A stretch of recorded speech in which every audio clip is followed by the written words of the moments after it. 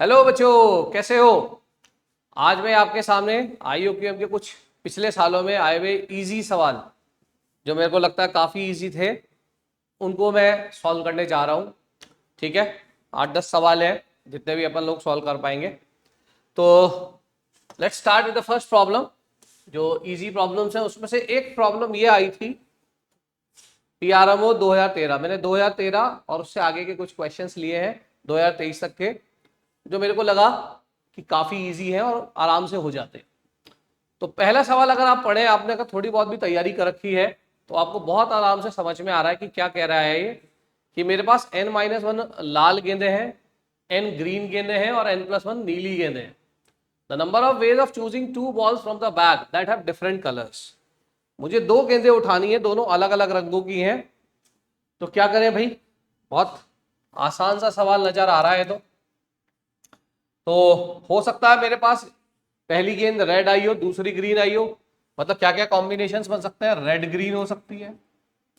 हो सकता है मेरे पास रेड ब्लू हो सकता है मेरे पास ग्रीन ब्लू हो। तो मुझे ये गेंदें उठानी है, 2 बॉलें उठानी है। तो टोटल कितना आ रहा है, 2 गेंदें उठाने के तरीके 299। तो क्या लिख दो, n-1 C1। मेरे पास n-1 लाल गेंदे हैं, ग्रीन गेंदे n है। फिर रेड बॉलों की अगर मैं बात करूं तो n-1 C1। ब्लू बॉल मेरे पास कितनी है, n+1, एक उठानी है। फिर ग्रीन बॉलें मेरे पास n है, उसमें से एक उठा लूं मैं। और ब्लू बॉल्स n+1 में से एक उठा लूं। ये कितने के बराबर है, 299 के बराबर है। क्या ये बात समझ में आ रही है। लेट सिंप्लीफाई, कितना आ जाएगा ये, n into n-1 plus n-1 into n+1 plus n into n+1 बराबर 299। क्या ये बात समझ में आती है। कितना आ गया ये, n स्क्वायर मिलकर 3n स्क्वायर। यहां से -n बचेगा, -1 बचेगा प्लस n बचेगा बराबर 299। ये और n कैंसिल हो गया। So what do we get, 3n square is equal to 300 which simply gives what, n square equals to 100, यानी कि n बराबर 10। तो n की वैल्यू 10 आ जाएगी। तो बहुत इजी सा क्वेश्चन था। ये कह रहा है कि n की वैल्यू बताओ। तो होपफुली आपको समझ में आ गया होगा कि मैंने बहुत ही इजी सा क्वेश्चन आया था ये 2013 में, सिंपल कॉम्बिनेशन का एक सवाल है। ठीक है, तो देख लें, नेक्स्ट प्रॉब्लम पे चलते हैं। इसके बाद नेक्स्ट प्रॉब्लम अगर आप पढ़े तो आपको समझ में आ जाएगा। हम लोगों ने बेगर्स मेथड पढ़ा था। बेगर्स मेथड से रिलेटेड क्वेश्चन है। कह रहा 3 तरह के फ्रूट्स हैं मार्केट में, हमें 25 फ्रूट्स उठाने हैं, जबकि हर एक फ्रूट जो है उसकी क्वांटिटी 25 या 25 से ज्यादा अवेलेबल है हमारे पास। तो क्या करें, बेगर्स मेथड के अनुसार मान लेते हैं 3 फ्रूट्स है, x1 x2 x3। Let 3 kinds of fruits are, 3 kinds of fruit are x1 x2 x3। तो आपसे क्या कह रहा है वो, x1 plus x2 plus x3 तीनों का सम 25 होना चाहिए, जहां पे मेरे पास तीनों की क्वांटिटी कम से कम 0 से ज्यादा है और 25 या 25 से, मतलब x1 x2 x3 25 से ज्यादा है। लेकिन मेरे को कम से कम क्या है, मेरे को 25 फ्रूट चूज करने हैं। तो मैं कोई भी कितनी भी क्वांटिटी का उठा सकता हूं। हो सकता है 25 की 25 ये उठा लूं, बाकी 0 लूं। तो क्या लिख दूं, total number of solutions of this equation. बिल्कुल वही तरीका कि find the number of non negative integer solutions.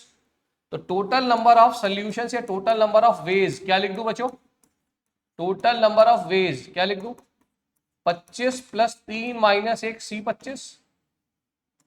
हम लोगों ने n+r-1 CR पढ़ा था, या यहाँ पे 2 भी लिख सकते हैं, ये भी लिख सकते हैं n+r-1 CR-1 3-1 कितना आ गया 27 C2। तो कितना आ गया 27 इंटू 26 यानी कि 13। तो 27 इंटू 13 की अगर मैं बात करूं, ये कितना हो गया भाई 81 और ये 27, तो 351। तो ये जो आया था उस समय 2 डिजिट के आंसर्स में नहीं आया था, 3 डिजिट का आंसर था, अलाउ था। तो 351 तो इस पर्टिकुलर क्वेश्चन का आंसर हो गया 351। ठीक है, तो होपफुली ये भी आपको देखने में समझ में आ रहा होगा। अगर आपने बेगर्स मेथड पढ़ा है या मल्टीनोमियल थ्योरम पढ़ी है तो बहुत इजीली ये क्वेश्चन हो रहा है, राइट। तो तीन मेरे पास फ्रूट्स हैं, उन हमें उठाने टोटल 25 फ्रूट, तो नंबर ऑफ सॉल्यूशंस पूछ रहा है इस इक्वेशन के। ओके, लिख लें, फिर नेक्स्ट प्रॉब्लम पे चलते हैं। उसके बाद नेक्स्ट प्रॉब्लम क्या थी अपनी, आइए देखते हैं। ये पीआरएमओ 2017 में आई थी बच्चों। क्वेश्चन अगर हम ध्यान से पढ़े तो ज्यादा डिफिकल्ट नहीं है। क्या कह रहा है, एक बार पढ़ लेते हैं कि 5 सिटीज है ABCDE किसी आइलैंड में। Each city is connected to every other city by road. एक सिटी दूसरी सिटी के साथ रोड से कनेक्टेड है। In how many ways a person starting from city A come back to A after visiting some cities without visiting a city more than one and without taking the same road more than once. Okay, मतलब एक व्यक्ति को दूसरी city पे जाना है और finally घूम घाम के उसे वापस ए सिटी पर वापस आना, लेकिन एक रूट का एक ही बार यूज करना है, या तो जाने में यूज करेगा या आने में।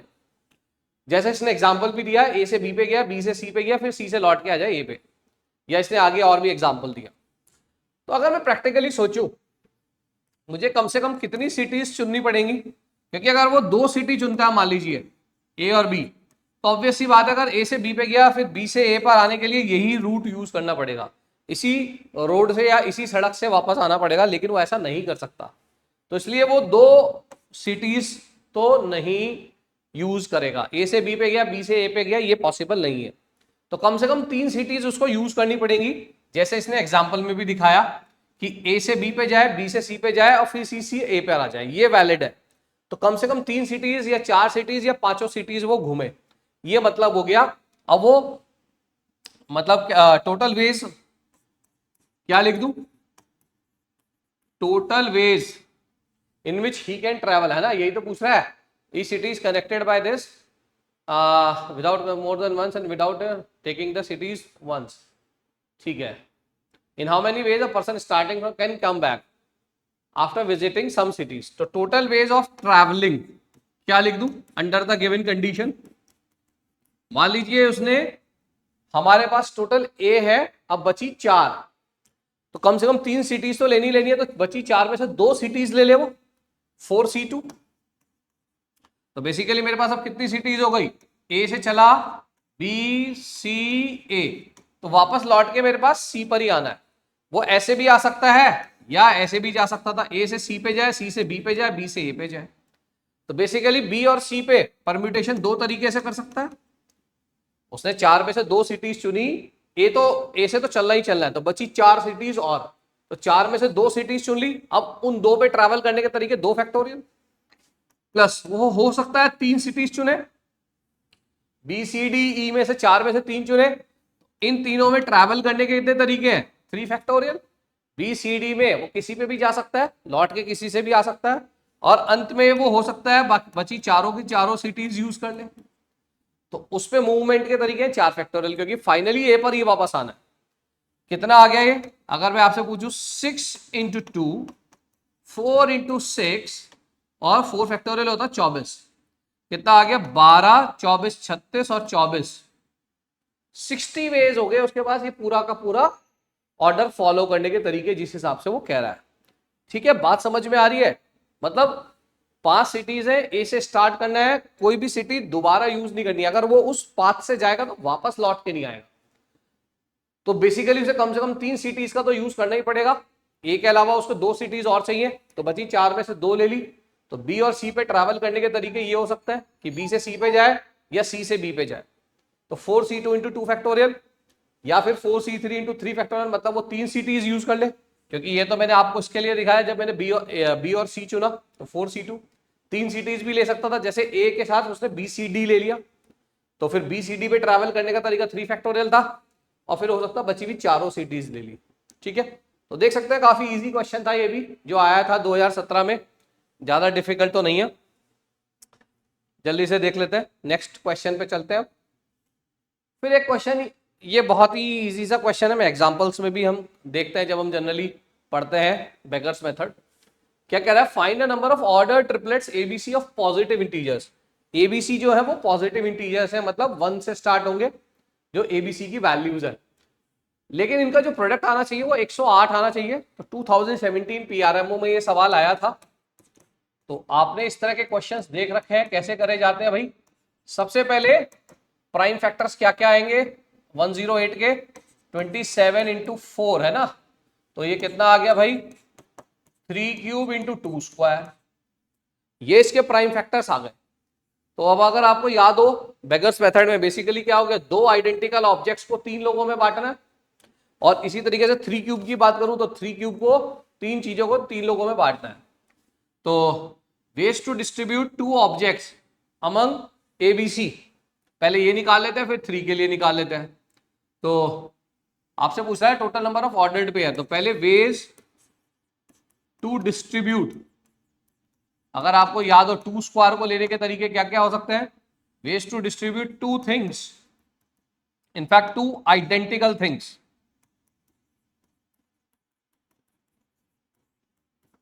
Among 3 persons. क्या बता पढ़ा था हम लोगों ने, अगर याद हो तीन लोगों में हमें दो चीजें बांटनी है, तो 3 + 2 - 1,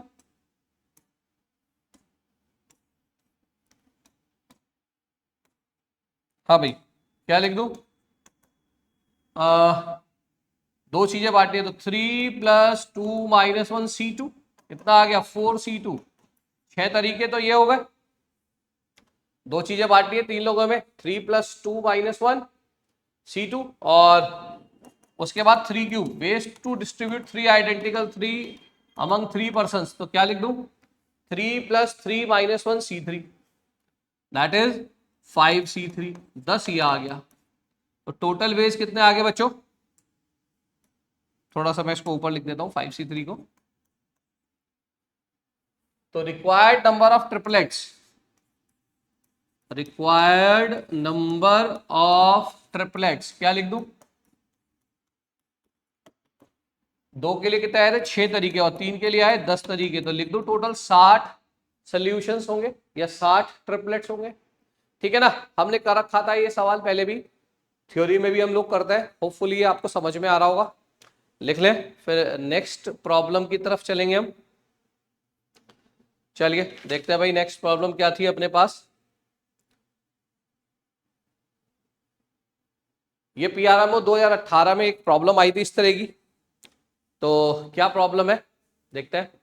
कह रहा है several tea cups in the kitchen है, मतलब ठीक है, there are several tea cups in the kitchen, some with handle and others without handle. कुछ के हैंडल्स टूटे हुए हैं, कुछ के हैंडल सही है। हमें 2 कप उठाने हैं विदाउट अ हैंडल और 3 उठाने हैं विद अ हैंडल, ओके। और ऐसा करने के तरीके कितने हैं 1200। What is the maximum possible number of cups in the kitchen, okay. तो क्या करें भाई, मान लेते हैं let the number of cups with handle, पहले हैंडल वाले लिख लेते हैं x, ठीक है, और the number of cups without handle मान लेते हैं y है। तो क्या गिवन है आपको, आपसे कह रहा है हमें कितने कप्स उठाने हैं हैंडल वाले 2, XC2 × YC3 बराबर 1200।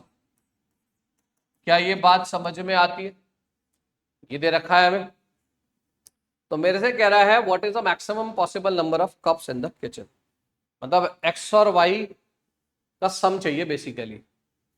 तो क्या आ रहा है ये x x - 1/2, y y - 1 y - 2/6, 3 factorial आपको पता है 6 होता है ना, इतना तो हमें आता है। अब अगर आप देखें ये 2 कंसेक्यूटिव नंबर्स है, ये 3 कंसेक्यूटिव नंबर्स है, 2 और 6 को इधर ले आते हैं तो क्या सिचुएशन क्रिएट होगी मेरे को वो देखना है। x × x - 1 y × y - 1 × y - 2 बराबर, हाँ भाई क्या लिख दूं 12 × 1200। तो 4 × 3 तो 12 हो गया, और 1200 को क्या लिख दूं 4 × 3 × 100, 100 मतलब 5² × 2²। जरा देखो सही लिख दिया क्या, ये आ गया 12 × 1200। मुझे मैक्सिमम से मैक्सिमम चाहिए क्या आ सकता है, ये 2 कंसेक्यूटिव है, ये 3 कंसेक्यूटिव नंबर्स हैं। तो अगर मेरे को मैक्सिमम से मैक्सिमम सोचना है एक्स और वाई की वैल्यू, ये 3 कंसेक्यूटिव नंबर है, ये 2 नंबर है। सबसे बड़ा नंबर यहाँ पे 5 का स्क्वायर 25 है। तो अगर मैं एक नंबर 25 ले लेता हूं, क्या पेयरिंग बन सकती है?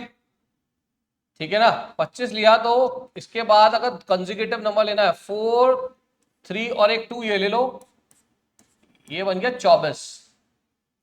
ठीक है ना, 4, 3 और एक 2 ले लिया तो क्या बचा मेरे पास? उसके बाद एक 4, एक 3 और एक 2, ये ऑटोमेटिकली मेरे पास 3 कंसेक्यूटिव नंबर्स आ गए। क्या ये बात समझ में आ रही है? इसको देख के लग रहा है x 25 हो गया, y 4 हो गया। अच्छा, क्या और संभावना हो सकती है?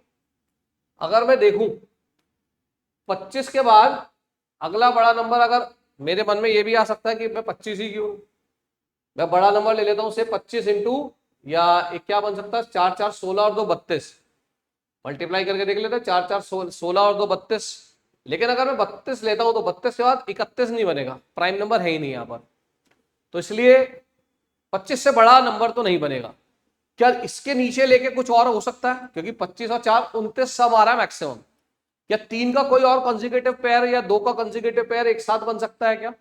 Let's try this. और भी कोई पॉसिबिलिटी है क्या, अगर मैं आपसे पूछूं इसके लिए? अगर मैं बात करूं 25 के अलावा एक मेरे पास 16 और बन रहा है, 4 4 16 और एक 5 3 15 और 12। अगर मैं 16 ले लूं, 4 4 16 और एक 5 और 3 15, तो क्या 16 और 15 तो एक साथ आ गया? ठीक है, ये 4 4 एक साथ ले लिया और एक 5 और एक 3 ले लिया, तो मेरे पास क्या बचा? अब उसके बाद एक 5 एक 4 और एक 3 और बचा। जरा देखो भाई, ठीक लिख लिया क्या मैंने? है ना, 4 4 16 और एक 5 इससे ले लिया 15, तो एक 5 ये बचा, एक 4 और एक 3, एक 3 का कंसेक्यूटिव पेयर, एक 2 का और 3 का कंसेक्यूटिव पेयर ये भी बन रहा है। लेकिन अगर मैं यहां से देखूं x 16 आ गया, y 5 आ गया, तो x प्लस 5 y आ गया 21, जबकि यहां पर x प्लस वाई कितना आ रहा है? 29। तो ऑब्वियस सी बात है, मेरे से क्या पूछा गया था इस सवाल में? What is the maximum possible number? Maximum possible number पूछा था of the cups in the kitchen. तो ऑब्वियस सी बात है, we will prefer this, so the answer is 29। बात समझ में आ रही है? मेरे से कह रहा था कि कुछ कप्स ऐसे हैं जिसमें हैंडल है, कुछ ऐसे हैं जिसमें हैंडल नहीं है, मुझे 2 एक जैसे उठाने हैं, 3 एक जैसे उठाने हैं, और टोटल तरीके हैं 1200। तो मैंने इक्वेशन बनाई, उससे तुम देख सकते हो 2 कंसेक्यूटिव और 3 कंसेक्यूटिव का प्रोडक्ट आ रहा है इतना, जिससे मेरे को ये इक्वेशन मिल गई। तो मैंने क्या सोचा, 2 कंसेक्यूटिव, अगर मैं मैक्सिमम की बात करूं तो मैंने देखा सबसे पहले 5 स्क्वायर, क्योंकि 4 स्क्वायर और 5 स्क्वायर में 5 स्क्वायर बड़ा है, तो 25 के बाद फिर 24 बन गया अपने आप ही, और ऑटोमेटिकली बाकी के 3 नंबर ये बन गए। तो फिर मैंने आगे सोचा और भी कोई नंबर पॉसिबल है क्या, क्योंकि 25 मैंने इससे बड़ा नंबर लेकर लेकर 32, लेकिन 32 के नीचे 31 बनेगा नहीं। तुम और भी बड़ा नंबर लेके देख सकते हो 50, लेकिन 49 नहीं आएगा, क्योंकि उसके बाद हमारे पास नंबर ही नहीं है, छोटे नंबर है। तो फिर मैं नीचे आया, 25 से नीचे आ सकता है मेरे पास, एक तुम्हारे मन में आ सकता है 20 ले लूं, लेकिन 19 अवेलेबल नहीं है। फिर मैंने 16 लिया, तो ये फिर से बन गया हिसाब किताब, लेकिन अब देख सकते हो ये 21 आ रहा है, सम बहुत नीचे आ गया। ठीक है, तो होपफुली आप इसको देख लें और समझ में आ गया होगा आपको। इसके बाद नेक्स्ट प्रॉब्लम पे चलेंगे, ज्यादा डिफिकल्ट क्वेश्चन नहीं थे। चलो, अब अगला सवाल क्या है भाई, जो इजी सा सवाल आया था, ये क्या कह रहा है एक बार देख लेते हैं। ये कह रहा है 11 क्लास 11 का एक चेस बोर्ड है, हमें 60 यूनिट स्क्वायर्स उठाने हैं। ठीक है, such that no two chosen square have a side in common, मतलब 2 स्क्वायर्स उठाने, कोई भी 2 साइड कॉमन नहीं, और कितने हैं टोटल? 60 स्क्वायर्स उठाना आउट ऑफ 11 क्रॉस 11। पहले एक चेस बोर्ड बनाने की कोशिश करते हैं 11 क्रॉस 11 का। 11 क्रॉस 11 का क्या मतलब हो गया कि उसमें 11 लेंथ है, यानी कि हॉरिजॉन्टल लाइनें कितनी होंगी? 12, और वर्टिकल लाइनें भी 12। तो पहले मैं वर्टिकल बना लेता हूं, 1 2 3 4 5 6 7 8 9, 10, 11 और एक 12, यहां तक लेने की कोशिश करते हैं भाई, काम हो जाए तो। बस मेरे को एक ही ऑब्जेक्टिव है मेरा कि इसमें कितने स्क्वायर्स आएंगे और फिर कुछ काम की बात। अगर मैं हॉरिजॉन्टल लाइंस की बात करूं तो चलो ये वाला कलर ले लेते हैं। मुझे कितनी वर्टिकल हॉरिजॉन्टल लाइनें चाहिए, ये भी 12 चाहिए। अभी तक 1 2 3 नीचे पे ऑलरेडी है ना, तो मुझे 9 और खींचनी है। 1 2 3 4 5 6 7, कितने हो गए भैया? 1 2 3 4 5 6 7 8 9, यानी कि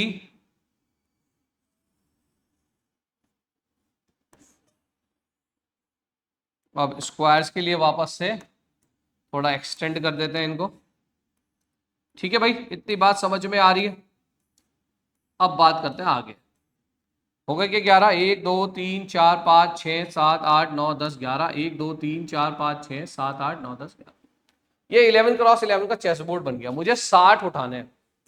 अच्छा, चेस बोर्ड में आपको पता भी होगा, अगर आपने चेस बोर्ड देखा हो, व्हाइट ब्लैक ऐसे चलता है। मैं कुछ एक रो में आपको थोड़ा सा कलर कर लेता हूं ताकि समझ में आए। अगर ये व्हाइट होगा तो उसके बाद ये व्हाइट होगा, ये व्हाइट ऑल्टरनेट होता है ना, ऐसे ही तो होता है ना चेस बोर्ड में। फिर यहां पर होगा, यहां पर होगा व्हाइट ब्लैक, ये ब्लैक हो गया तो फिर अब ये व्हाइट हो जाएगा। ठीक है, एंड सो ऑन। मैं अगर आपसे पूछूं इस चेस बोर्ड में टोटल कितने स्क्वायर्स है? 121 है। 11 11 11 11 11 टोटल स्क्वायर्स कितने हैं चेस बोर्ड में? अगर मैं आपसे पूछूं 121, ये बात समझ में आ रही है? Total squares in chess board,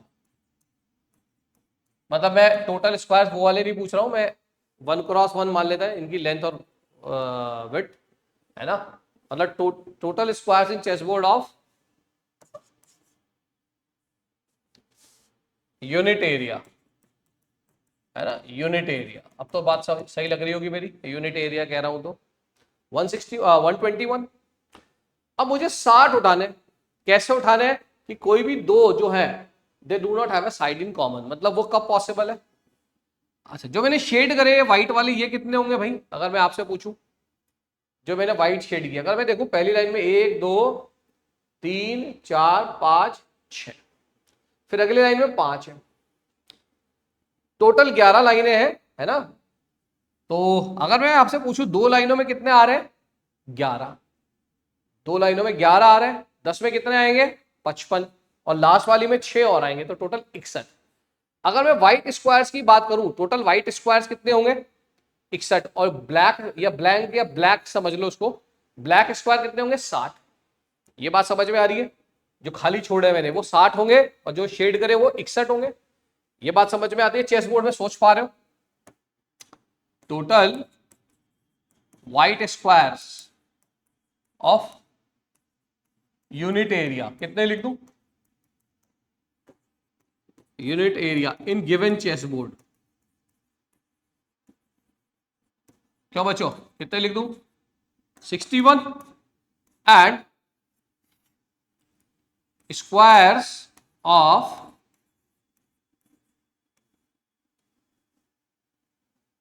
या ब्लैक स्क्वायर्स लिख लेता हूं, ब्लैक स्क्वायर्स, ये मैं ब्लैक मान के चल रहा हूं जो खाली है, ठीक है, मैं नॉर्मल चेस बोर्ड की तरीके से, ऑफ यूनिट एरिया, ये कितने होंगे? 60। इतनी बात समझ में आती। अब मेरे को ये बताओ, मुझे दो अगर उठाने हैं, मेरे को टोटल 60 उठाने हैं। 60 उठाने तो मैं कैसे उठाऊं? अगर मैं ये व्हाइट वाले जो है इन 60 में से 61 में से 60 उठा लूं तो ये कभी भी एक दूसरे को नहीं छुएंगे। ये बात समझ में आती है? ये व्हाइट वाले जो है इन्हीं में से उठा लूं मैं तो कभी भी नहीं छुएंगे, क्योंकि मेरे को 60 उठाना है। इसी तरीके से अगर मैं ब्लैंक जो है इन 60 के 60 को उठा लूं तो कभी ये एक दूसरे को नहीं छुएंगे। कभी भी किसी की साइड जो भी है it will have a side common, ये बात समझ में आती है। तो अगर मैं व्हाइट वालों में से 60 उठा लूं या ब्लैक वालों में से 60 उठा लूं तो अपना पर्पस फुलफिल हो जाएगा। ये क्लियर है? क्योंकि तुम्हारे मन में आ सकता है कि मैं व्हाइट वाला ले लूं फिर ब्लैंक वाला ले लूं, लेकिन आगे जाके क्या होगा, कहीं ना कहीं जब तुम वापस से उठाओगे व्हाइट वाला तो वो टच करने लग जाएगा। तो रिक्वायर्ड वेज क्या लिख दूं? Required ways. So what is the required ways?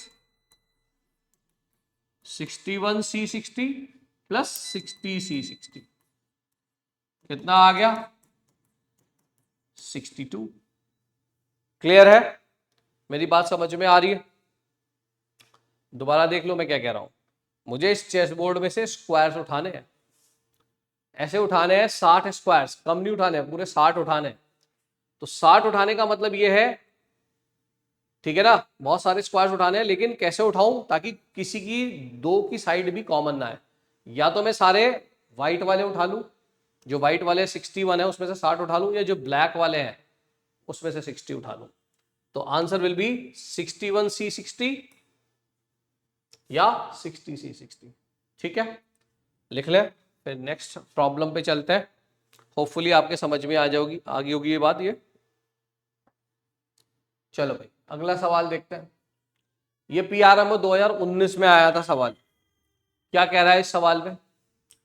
5 persons wearing badges with number 1 2 3 4 5 are seated on 5 chairs। 5 लोग बैठे हैं, उनके पास बैजेस पड़े हैं 1 2 3 4 5, हर पे अलग अलग नंबर पड़े हैं और सर्कुलर टेबल के अराउंड बैठते हैं।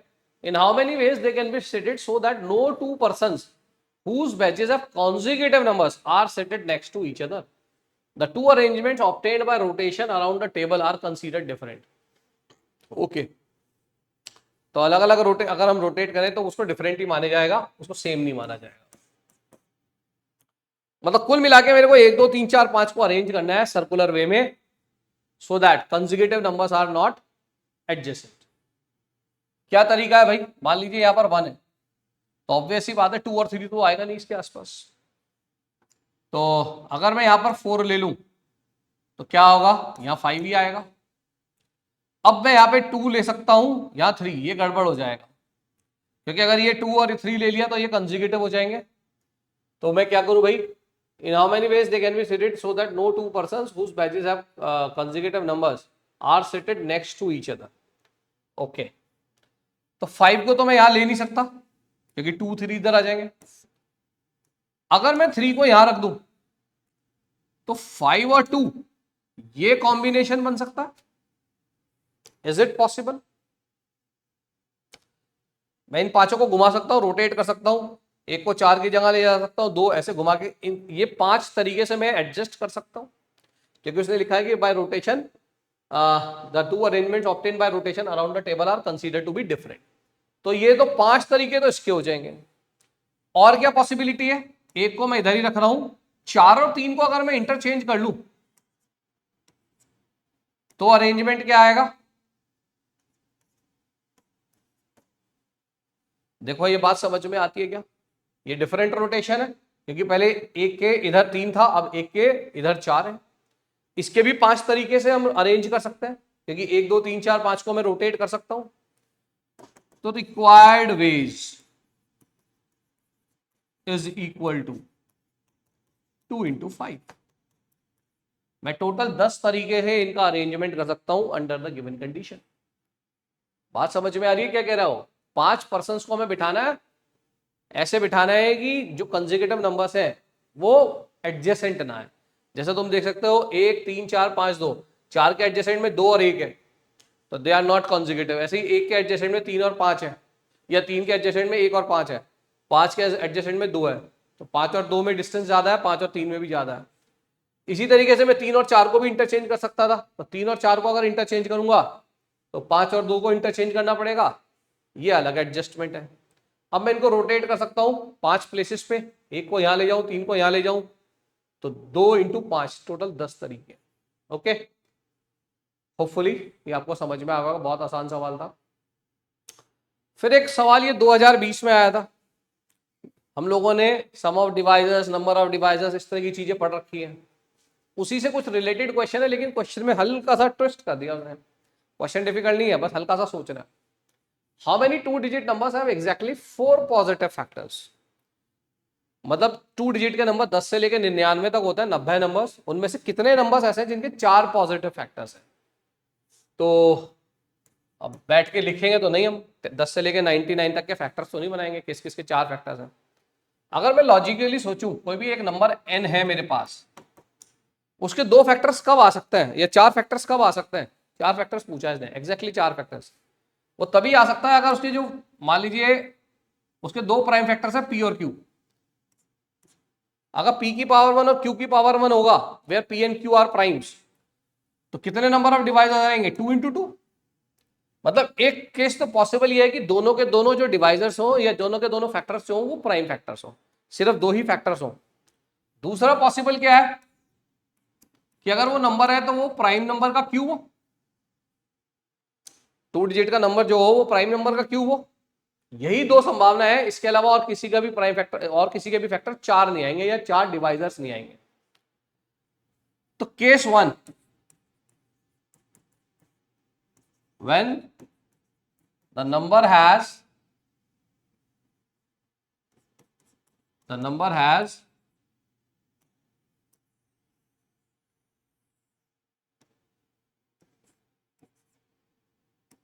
Only 2 prime factors. पहली पॉसिबिलिटी तो ये है। दूसरी, case 2, the number is cube of prime factor. क्या मेरी बात समझ में आ रही है? सिर्फ यही 2 संभावना है। इस पे आते हैं पहले वाले पे। व्हेन द नंबर है 2 प्राइम फैक्टर्स, 2 डिजिट का नंबर चाहिए, तो 2 डिजिट के प्राइम फैक्टर्स या ऐसे नंबर्स, पहले प्राइम नंबर देख लेते हैं क्या क्या होते हैं जो कि 2 नंबर का मल्टीपल हो और प्राइम नंबर देता हो। तो क्या क्या पॉसिबल फैक्टर्स हैं हमारे पास 2 डिजिट के prime numbers? 2 digit prime numbers, सबसे पहले तो ये देखते हैं, उसके बाद क्वेश्चन पे आएंगे। 2 डिजिट प्राइम नंबर्स क्या क्या होते हैं भाई? 11, ठीक है ना। और ये याद रखना, मुझे जो प्रोडक्ट है 2 प्राइम नंबर्स का वो क्या लाना है? 2 डिजिट का नंबर लाना है। तो पहले तो प्राइम फैक्टर्स ले लेते हैं। प्राइम फैक्टर्स, खाली 2 डिजिट में सारे प्राइम फैक्टर्स लिख ले लेता हूं। Prime factors useful in this question, क्योंकि मुझे 2 प्राइम नंबर्स का प्रोडक्ट जो है वो 100 से कम लाना है। तो क्या क्या पॉसिबल है? 2 हो सकता है, 3 हो सकता है, 5 हो सकता है, 7 हो सकता है, 11, 13, 17, 19, 23, 29, 31, 37, 41। अभी हमें और चलना पड़ेगा क्योंकि 2 × 41 भी करूंगा तो 82 आ रहा है ना। तो 41 से बड़ा 43, देयर आफ्टर 47, उसके आगे जाने की जरूरत नहीं है क्योंकि 50 से ऊपर जैसे ही जाओगे तो 2 × 50 को मल्टीप्लाई भी करोगे तो 100 आ जाएगा। बस ये देख लो कोई छूटा तो नहीं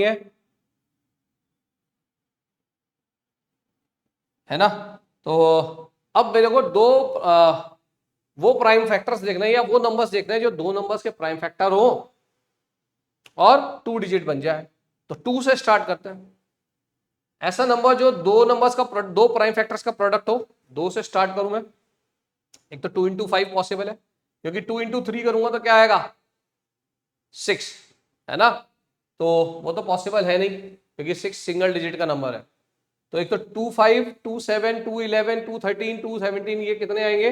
ये टोटल नंबर्स कितने होंगे पहले तो ये देख लो। 2 3 5 7 11 13 17 19 23 29 31 37 41 43 47। तो ये हो गए 4 3 7 3 10 3 13 2 15। तो 2 digit numbers having 1 prime factor 2 कितने होंगे भाई? ये 1 प्राइम फैक्टर एस 2 इज कितने बनेंगे? 2 इंटू 5 से शुरू करेंगे हम, 2 इंटू 5, 2 इंटू 7, 2 इंटू 11, 2 इंटू 13, तो ऐसे 13 नंबर बनेंगे, क्योंकि 2 और 3 को भूल जाओ फिलहाल, क्योंकि 2 इंटू 3 6 हो जाएगा। तो 2 का प्रोडक्ट 5, 7, 11, 13 किसी से भी ले लूं तो 2 डिजिट का नंबर बनेगा 2 इंटू 47 तक is 13 numbers. 2 digit numbers having one factor is 13। उसके बाद 2 digit numbers having one prime factor 3। तो 3 इंटू 2 तो बेकार हो गया, क्या बनेगा? 3 को आगे मल्टीप्लाई करो तो ये कितने बनेंगे? 3, 5। अब यहां पे 13 मत लिख देना, क्योंकि 3 को जैसे ही 37 से मल्टीप्लाई करोगे वो 100 के ऊपर निकल जाएगा। तो 3 के लिए हम 31 तक ही जाएंगे। तो 3 के बाद कितने नंबर बचे? 1, 2, 3, 4, 5, 6, 7, 8, 9। ऐसे नंबर 9 बनेंगे, ठीक है ना? 3 into 5, 3 into 7, 3 into 11 till 3 into 31। तो 1, 2, 3, 4, 5, 6, 7, 8, 9। फिर अगला number 2 digit numbers having one prime factor 5 is. अब एक प्राइम फैक्टर 5 हो तो 5 इंटू 3 तो पहले ही काउंट हो चुका है, 5 इंटू 2 भी हो चुका, तो मैं पीछे की तरफ नहीं जाऊंगा, अब आगे जाएंगे तो 19 तक जाएंगे, क्योंकि 19 इंटू 5 इज 95। 2 डिजिट के नंबर चाहिए तो 5 को 7 से, 11 से, 13, 17 और 19, 5 ये मिलेंगे। तो अभी तक कितने हो गए? 27। उसके बाद 2 digit numbers having one prime factor is equal to 7। ऐसे कितने बनेंगे? 7 से वाले 7 इंटू 13 तक जाएंगे, तो 7 को 11 और 13 2 से मल्टीप्लाई करेंगे तो अभी तक कितने आ गए? 29। अब 11 से अगर करोगे तो 11 इंटू 13 करोगे तो वो 100 से ऊपर निकल जाएगा। यानी कि 2 डिजिट के नंबर्स जिनके 2 प्राइम फैक्टर हैं, 2 digit numbers having 2 prime factors, कितने हो गए? ये 22, 5, 27 तो 29, 29 तो ये हुआ है। अब case 2, the number is a cube of a prime factor. ऐसा कौन सा नंबर है जो कि प्राइम फैक्टर का क्यूब है? सच नंबर्स कितने लिख दूं इस वाले केस में? सिर्फ एक। कौन सा? 3 क्यूब। ये 2 डिजिट का नंबर 27, ये प्राइम फैक्टर का क्यूब है। इसके 4 फैक्टर आएंगे, क्योंकि 4 का क्यूब करोगे तो 64, 64 को 2 की पावर 6 लिखेंगे तो फैक्टर 7 आ जाएंगे।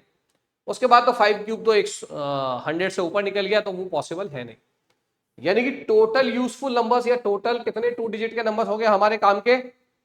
29 और 1 30। तो रिक्वायर्ड नंबर्स बराबर 29 प्लस 1 30। देखो क्वेश्चन में भी हल्का सा भारी लग रहा हो, लेकिन इजी था, इसमें कुछ ज्यादा नहीं सोचना था हमें। ये चीज क्लिक करनी थी कि इससे 2 प्राइम फैक्टर हो या एक ही प्राइम फैक्टर हो, सॉरी 3 प्राइम फैक्टर हो या क्यूब हो प्राइम फैक्टर का। तो वो तभी पॉसिबल है जब हम थोड़ा सा सोचे प्राइम नंबर्स क्या क्या है। सारे लिखने की जरूरत भी नहीं है 47 के आगे, क्योंकि 2 डिजिट का जो नंबर है वो प्रोडक्ट होना चाहिए 2 प्राइम नंबर्स का।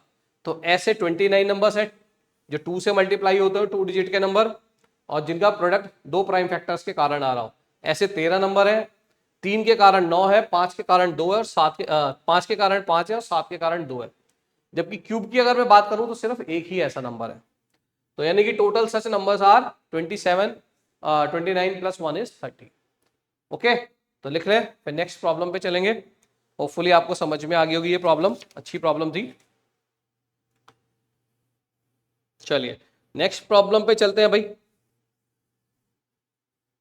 क्या कह रहा है? तो ये जो प्रॉब्लम है अब अगली ये आई थी 2022 में। इसमें थोड़ा सा सोचना पड़ेगा, मतलब बहुत इजी तो मैं नहीं कहूंगा लेकिन डिफिकल्ट भी नहीं है। क्या कह रहा है? एक एंट है, it is at the vertex of a cube. मतलब मैं आपको बताऊं 2022 और 23 अब धीरे धीरे जो है लेवल जो है सवालों का बढ़ गया। तो इजी क्वेश्चंस पीएनसी के हिसाब से अगर मैं बात करूं, कॉम्बिनेटर्स के हिसाब से कंपैरेटिवली थोड़ा टिपिकल आया था लास्ट ईयर 23 में, तो लेकिन फिर भी एक दो सवाल तो हमें मिल ही जाते हैं इजी। तो क्या रहा है कि एक एंट है at the vertex of a cube, every 10 minutes it moves to an adjacent vertex, okay, along an edge if n is the number of 1 hour journeys that end at the starting vertex, okay, then find the sum of the, okay.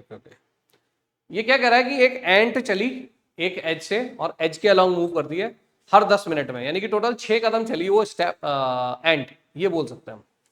लेकिन लौट के उसे घर पे ही आना है, मतलब जहां से स्टार्ट किया। अब इस सवाल में बच्चों क्या है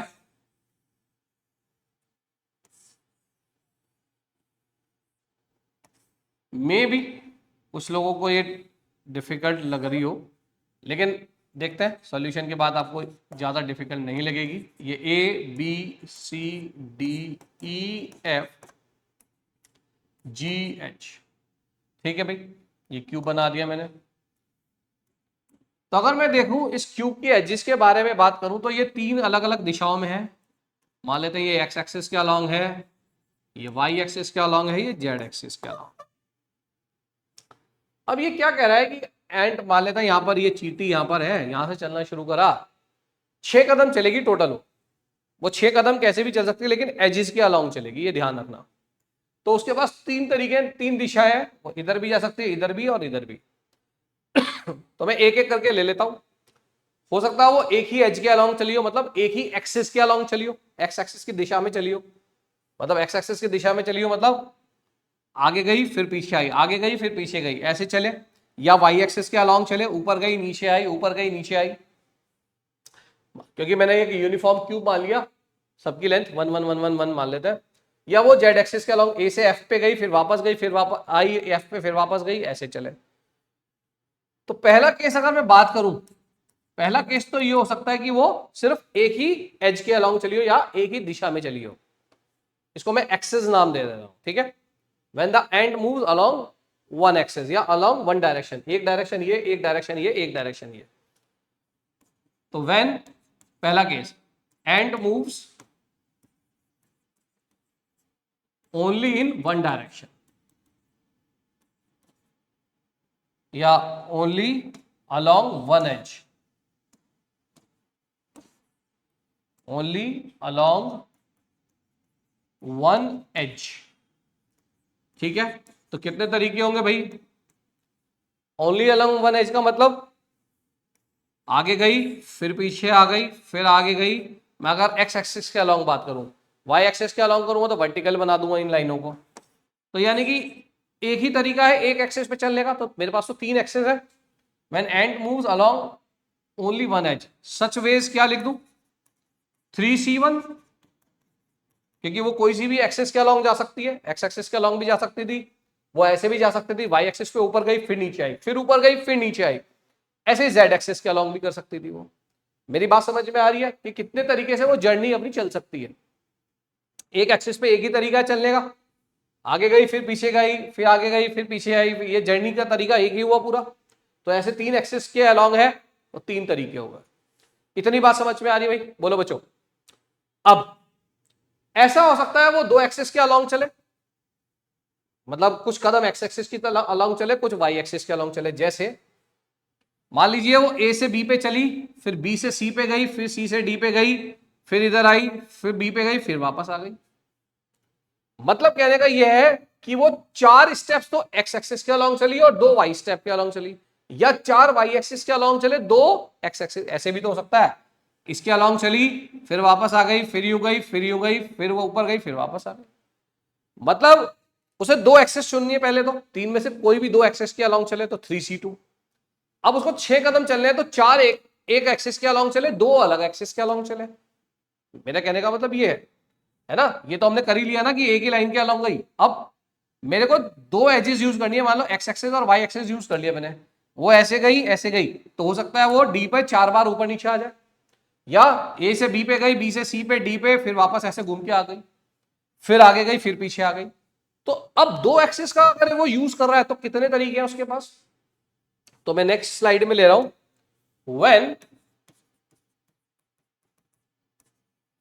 when ant moves along two edges, along two edges, मैं यहां पे डायरेक्शन लिख रहा हूं, है ना, टू डायरेक्शंस की तरफ चला, एक्स एक्सिस या वाई एक्सिस हो सकता है, या वाई एक्सिस या जेड एक्सिस, या एक्स एक्सिस या जेड एक्सिस। जैसे मान लीजिए वो एक्स एक्सिस पे दो कदम चला और वाई एक्सिस पे चार कदम चला, या ऐसा भी हो सकता है वाई एक्सिस पे दो चले और एक्स एक्सिस पे चार चले। तो सच वेज क्या लिख दूं? सच ways of journey,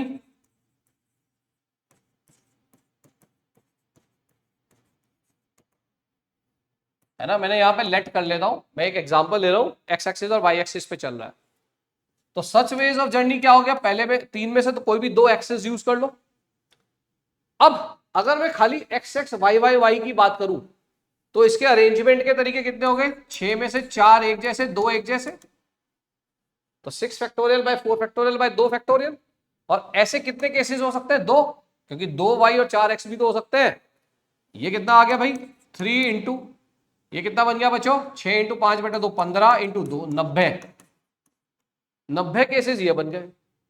and finally तीसरा केस भी तो हो सकता है कि वो दो कदम तीनों पे चल ले, 2 एक्स एक्सिस के अलॉन्ग, 2 वाई एक्सिस के अलॉन्ग, 2 जेड एक्सिस के अलॉन्ग, है ना।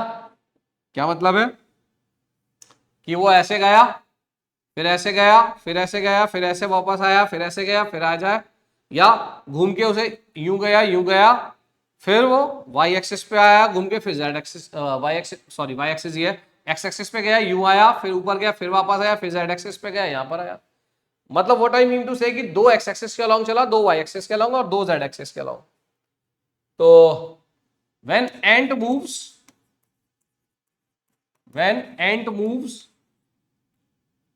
along 3 edges, यानी कि 3 डायरेक्शंस है ना, and 2 steps at each edge, that is इस तरीके से 2 एक्स पे चला, 2 वाई पे चला, 2 जेड पे चला। तो सच वेज क्या लिख दूं भाई, इसका तो आज तीनों की तीनों एक्सेस यूज करनी है, तो 3c3 इंटू 6 फैक्टोरियल बटे 2 बटे 2 बटे 2, कितना आ गया, 3c3 तो 1 हो गया, ये आ गया 720/8, 90 है अभी आ गया। बात समझ में आ रही है ये सभी को। तो टोटल रिक्वायर्ड वेज कितने आ गए बच्चों, टोटल रिक्वायर्ड वेज कितने आ गए हमारे पास इस जर्नी के, टोटल वेज तो 90, तो ये आया था पिछले केस का, उससे पिछले का भी 90 आया था, और उससे पिछले का कितना आया था 3c1।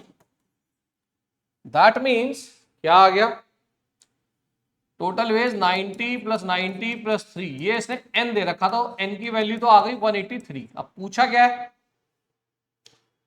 इतने तरीके अगर हमारे पास चलने के n है, if n is the number of the 1 hour journey, then find the sum of the squares of the digits of n। Okay, तो भैया 183 के डिजिट्स का स्क्वायर करो, तो रिक्वायर्ड वैल्यू क्या लिख दूं भाई, 1 square plus 8 square plus 3 square, 74 आ गया बच्चों, 74 विल बी द आंसर। ठीक है, तो बहुत बढ़िया क्वेश्चन था ये, है ना। लेकिन अगर थोड़ी सी अकल लगाई जाती तो इजी था, लेकिन पिछले सालों के मुकाबले अगर देखूं तो उतना इजी नहीं है, लेकिन कॉन्सेप्ट ज्यादा डिफिकल्ट नहीं था। ठीक है, तो देख लें, फिर नेक्स्ट प्रॉब्लम पे चलेंगे। एक और प्रॉब्लम देखते हैं भाई, चलिए देखते हैं भाई नेक्स्ट प्रॉब्लम क्या है।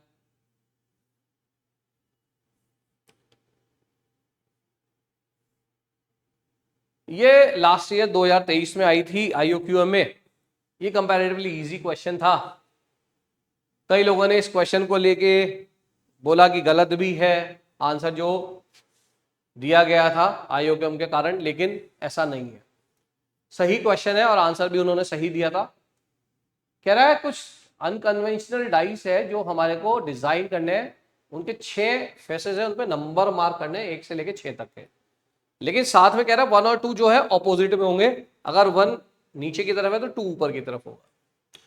Further each face is coloured red और येलो, मतलब हर एक कलर को या तो हम रेड से कलर करेंगे या येलो से कलर करेंगे, with opposite faces always of the same colour, मतलब जो 1 और 2 है ऑपोजिट फेस है तो इनका कलर सेम होगा, या तो रेड होगा या येलो होगा। बाकी बचे मेरे पास अब 4 फेसेस, और क्या कह रहा है, 2 dice are considered to have the same design if one of them can be rotated to obtain a dice that has the same numbers and colors of the corresponding faces, the other one find the number of distinct। okay, 2 dice same कहलाएगा या same design का होगा अगर if one of them can be, उनको घुमा फिरा के, अगर हम वापस से घुमा के ले आए और वही नंबर आ जाए और कलर भी वही आ जाए, that have the same number and the colours. ठीक है, पहले क्यूब बना लेते हैं डाइस जैसा, ताकि थोड़ा समझ में आए।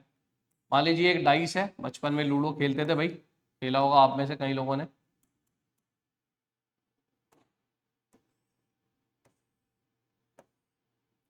है ना।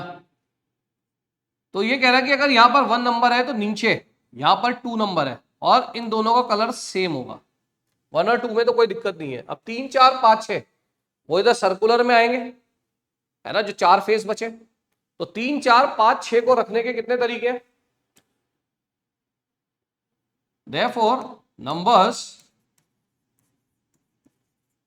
3 4 5 6 कैन बी अरेंज्ड इन, कितने तरीके से मैं इनको लगा सकता हूं, क्योंकि ये सर्कुलर हो गया 3 फैक्टोरियल, यानी कि 6 वेज इन नंबर्स को लिखने के तरीके मेरे पास इस डाइस पे सर्कुलर। अब तुम देख सकते हो ऑपोजिट फेस के कलर सेम होंगे, तो 1 और 2 का जो कलर होगा वो सेम होगा, तो 1 और 2 को कलर देने के कितने तरीके हो गए मेरे को? 2 तरीके। इसी तरीके से ये फेस और इसके पिछले वाला फेस या ऑपोजिट फेस, इनके कलर भी सेम होंगे, तो इसको पेंट करने के भी 2 तरीके। और जो ये बाहर वाला फेस है और इसके पीछे वाला फेस है, उसको कलर करने के भी 2 तरीके। यानी कि each pair of opposite face, now each pair of opposite face can be coloured in, कितने तरीके से? 2 veg.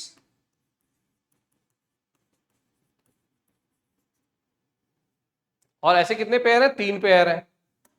Therefore required number of dice, dice ही पूछ रहा था ना वो।